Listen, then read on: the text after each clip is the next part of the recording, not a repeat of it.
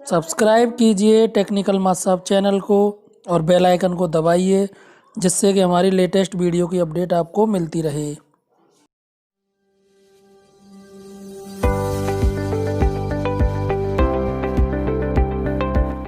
सभी शिक्षक साथियों को मेरा नमस्कार।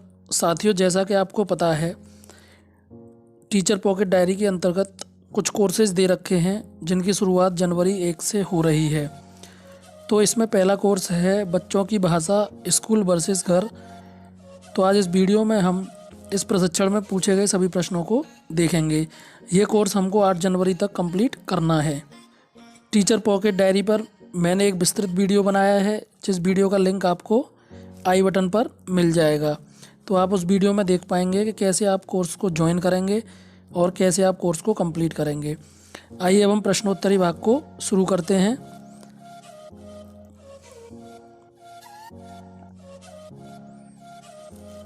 कक्षा 2 की मीनाती कक्षा में अपनी भाषा का इस्तेमाल करने में शर्मिंदगी महसूस करती है। साथ ही उसे स्कूल की भाषा में बातचीत करने में मुश्किल होती है। इस कारण से वह कक्षा में अधिकतर चुप ही रहती है और शिक्षक द्वारा पूछे गए सवालों का जवाब देना भी पसंद नहीं करती है। आपके अनुसार मीनाती के इस व्यवहार के पीछे क्या कारण हो सकता है? आप एक से अधिक विकल्प चुन सकते हैं। तो यहाँ पर देखिए, अपनी भाषा में बात करने पर उसको बार बार टोका या डांटा जाता है। एक तो ये ऑप्शन सही है। और कक्षा में अपनी मातृभाषा इस्तेमाल करने के मौके मौजूद नहीं हैं। ये दोनों ऑप्शन, पहला और चौथा ऑप्शन, यहाँ पर सही है। तो आप यहाँ पर देख सकते हैं, आपका विकल्प सही है। आफताब एक 4 साल का बच्चा है। स्कूल में वह एक ऐसी भाषा को सुनता है जो कि उसकी अपने बोले जाने वाली भाषा से काफ़ी अलग है। इस कारण उसे क्या कहा गया है वह समझ भी नहीं पाता है। आपको क्या लगता है कि इस दूसरी और अलग भाषा सुनने की संभावना दिए गए संदर्भों में सबसे ज़्यादा कहाँ है? घर में, पड़ोस में, बाज़ार में, पहली बार स्कूल में? तो इसका सही आंसर है पहली बार स्कूल में। पहली बार स्कूल में इस तरह की भाषा सुनने की संभावना सबसे ज़्यादा है। अब यहाँ पर ये देख सकते हैं कि हमारा ये चौथा विकल्प सबसे सटीक है। तो ये बाद में एक्सप्लेन भी किया गया है, तो आप इसको पढ़ सकते हैं यहाँ पर। अगला प्रश्न देखते हैं।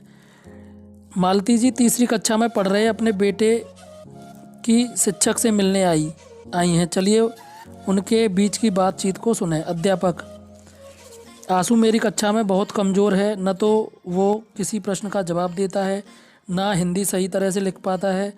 मुझे तो लगता है कि उसका भाषा सीखने में कोई ध्यान ही नहीं है। मालती जी: मैं सोच रही हूँ ऐसा कैसे हो सकता है। क्या आप जानते हैं आंसू घर में 3 भाषाएं बोल लेता है, जो उसने हमसे और अपने दादा दादी से सुनी हैं। वह बड़े मज़े से किस्से और कहानियाँ भी सुनाता है। दीवार और खाली कागज़ों पर कुछ कुछ अक्षर भी शौक से बनाता है। मालती जी और शिक्षक के बीच की बातचीत के आधार पर नीचे दी गई कौन सी बातें संभव हैं? तो कक्षा में केवल हिंदी भाषा के प्रयोग पर ही जोर दिया जाता है। आंसू को हिंदी अभी ठीक से नहीं आती है, इसीलिए वह चुप ही रहता है। वह जानवरों की सलामती के बारे में चिंतित रहता है।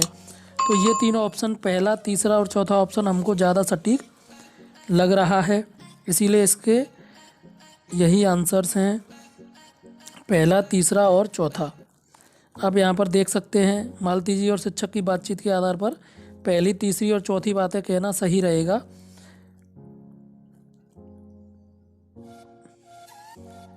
चंदन दिल्ली के एक प्राथमिक विद्यालय में पढ़ता है। उसके घर में बंगाली भाषा बोली जाती है, जबकि कक्षा में वह हिंदी भाषा सीख रहा है।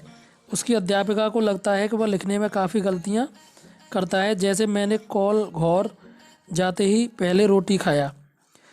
तो आपके अनुसार चंदन ऐसी गलतियाँ क्यों कर रहा होगा? तो चंदन लिखते हुए हिंदी और बंगाली भाषा को मिलाकर लिख रहा है। तो चंदन यहाँ पर यह गलती कर रहा है कि वह हिंदी और बंगाली भाषा का प्रयोग कर रहा है लिखने में, क्योंकि शायद ऐसा नहीं है कि चंदन लिखते हुए ध्यान नहीं देता या उसे पता ही नहीं है कि उसे लिखते समय हिंदी का प्रयोग करना है, बल्कि घर में बंगाली भाषा का। फरीदा जी का कहना है कि बच्चों को अगर कक्षा में अपनी भाषा का इस्तेमाल करने की आज़ादी दे दी जाए तो वह भाषा के कौशल नहीं सीख पाएंगे, जबकि मेहर जी उनकी इस बात से सहमत नहीं हैं। आपके अनुसार मेहर जी की असहमति के क्या कारण हो सकते हैं? तो यहाँ पर बच्चों को अपनी भाषा इस्तेमाल करने की आज़ादी देने से कक्षा में बिना डर का माहौल बनेगा। बच्चे जब अपनी भाषा में अपने विचारों को व्यक्त करते हैं तो खुलकर बोलने के कौशल को बढ़ावा मिलता है। अपनी भाषा में बात, कहानी, कविता सुनाने के मौके से बच्चे स्कूल की भाषा के साथ बेहतर जुड़ाव बना पाएंगे। तो यहाँ पर पहला, दूसरा और तीसरा ऑप्शन सबसे सटीक हैं, सबसे सही हैं।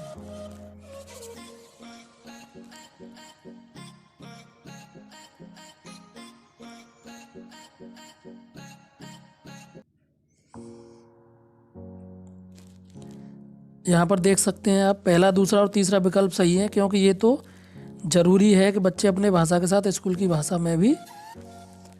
क्या यह कहना सही रहेगा कि एक से ज़्यादा भाषा जानना या सीखना बच्चे के लिए बोझ हो सकता है? तो नहीं, क्योंकि यह हमको अलग अलग लोगों से बातचीत करने में मदद करेगा और अधिक लचीला बनाएगा। तो इसका दूसरा ऑप्शन जो है वो बिल्कुल सही है। ऐसा नहीं है कि बच्चे एक से ज़्यादा भाषा सीखेंगे तो यह उन पर बोझ रहेगा। तो ये यहाँ पर नहीं, क्योंकि यह हमको अलग लोगों से बातचीत करने में मदद करेगा और अधिक लचीला बनाएगा। ये ऑप्शन यहाँ पर बिल्कुल सही है।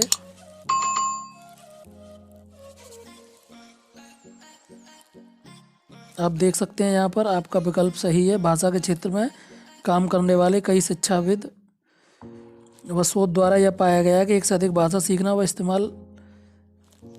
विवेक जी का बेटा कक्षा 1 में पढ़ता है। विवेक जी अपने बेटे के अध्यापक से निवेदन करते हैं कि वे कक्षा में सिर्फ मानक भाषा का ही प्रयोग करें और बच्चों को भी उसी का इस्तेमाल करना अनिवार्य करें। आपके अनुसार ऐसा करने में क्या हो सकता है? तो इसमें बच्चे शिक्षक की बातचीत को अच्छे से समझ पाएंगे? बिल्कुल नहीं समझ पाएंगे।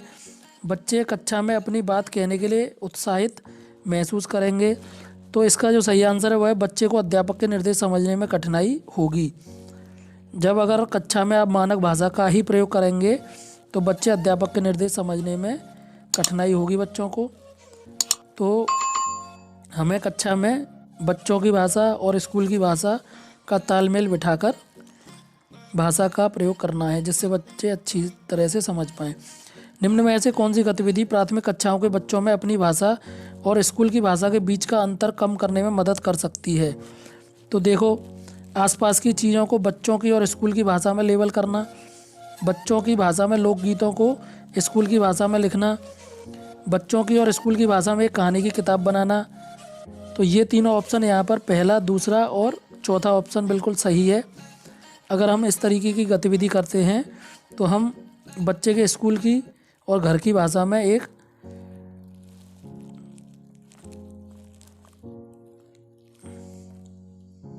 आप यहाँ पर देख सकते हैं, पहला, दूसरी और चौथी गतिविधि प्राथमिक कक्षाओं में बच्चों में अपनी भाषा का और स्कूल की भाषा के बीच का अंतर कम करने में मदद कर सकती हैं। निम्नलिखित में से कौन सी गतिविधियों के मुख्य तौर पर तार्किक गणितीय बुद्धिमत्ता का इस्तेमाल होता है? तो यहाँ पर अध्यापक क्या कर सकते हैं? शिक्षक बच्चों की अपनी भाषा को सीखने की कोशिश करें। कक्षा में बच्चों को अपनी भाषा में विचार, भावना, याद बांटने के लिए प्रोत्साहित करना। कुछ ऐसी गतिविधियाँ करना जिसमें बच्चे स्कूल के साथ साथ अपनी भाषा को भी कक्षा में लाएं। तो यहाँ पर देखिए, दूसरा, तीसरा और चौथा विकल्प बिल्कुल सही हैं। शिक्षक बच्चों को अपनी भाषा को सीखने की कोशिश करें। कक्षा में बच्चों को अपनी भाषा में विचार, भावना, याद बांटने के लिए प्रोत्साहित करें। कुछ ऐसी गतिविधियां करें जिसमें स्कूल और बच्चों की अपनी भाषा कक्षा में आ सके। तो यहाँ पर दूसरा, तीसरा और चौथा विकल्प बिल्कुल सही है।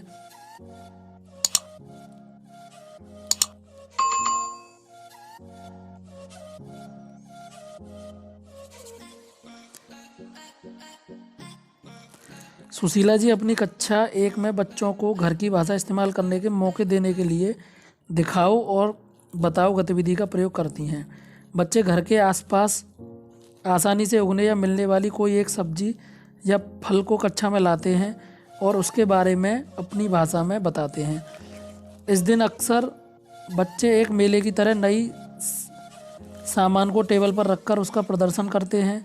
आपके अनुसार क्या इस तरह के मौके का स्कूल की भाषा सीखने में कोई लाभ है?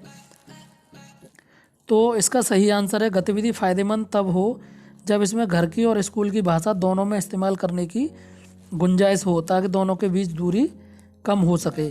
तो ये गतिविधि जब फायदेमंद हो सकती है तब इसमें घर की और स्कूल की भाषा दोनों का इस्तेमाल करने की गुंजाइश हो, ताकि दोनों के बीच की दूरी कम हो सके।